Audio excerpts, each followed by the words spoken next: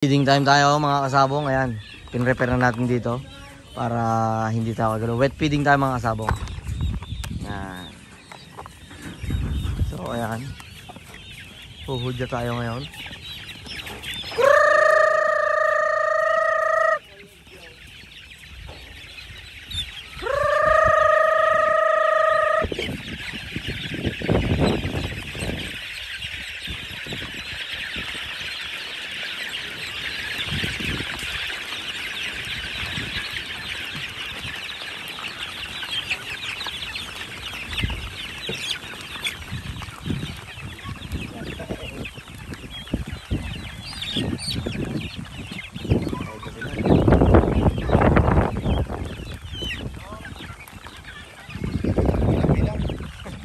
Hirap-hirap bilangin yan.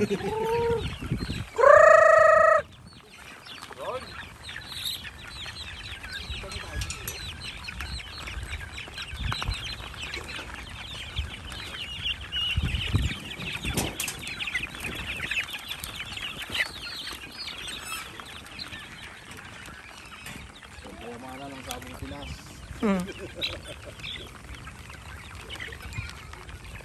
So yun mga kasabong, kailangan nating hiwa-hiwalay yung mga pakainan natin mga kasabong sa kanila.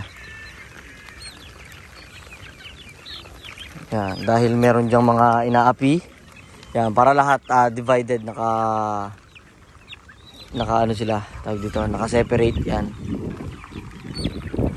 Kasi pwede naman yung isang haba sa mga ganito ng age, kaso yun talaga para maiwasan natin yung may mga hindi nakakatuka dahilan ng pagkabansot ng iba, na mapag-iwanan yung paglaki nila. Ayan mga kasabong. Kaya ayan, kailangan naka-divide yung ano, singit-singit. Pag inaway sila dito, lilipat sila dito. Pag inaway sila dito, alam mo, marami silang choice, no? Kaya ayan, pansin nyo lahat, walang nag-aaway, banayad sila.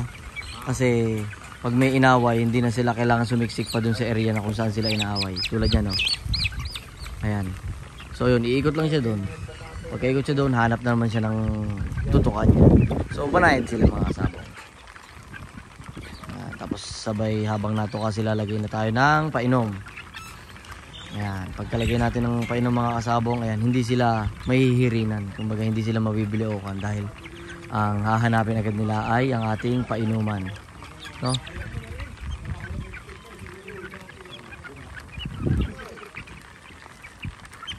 So ayan, panayad ang ating mga kainan. So hindi natin may iwasan, meron talaga dyan mga naaapi, no? Pero yan na yung pinaka ano natin, pinaka solution natin dyan.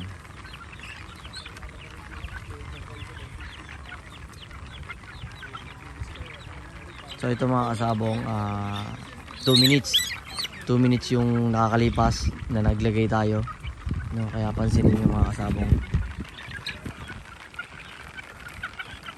paubos na agad yung laman. Tapos mga kasabong, pagkaubos ng laman, hindi pa man masyadong as in side na side, tinatanggal na natin yung mga patukaan yan. Tatanggalin natin yung patukaan yan. Pagkapatanggal ng patukaan, ang sasaidin nila yung mga nanlaglag, walang mapapanis, no? Ganun maayos na sistema dito sa ating Sabong Pinas Game Farm. Breeding na tayo mga kasabong, kaya for sure may matututunan kayo dito.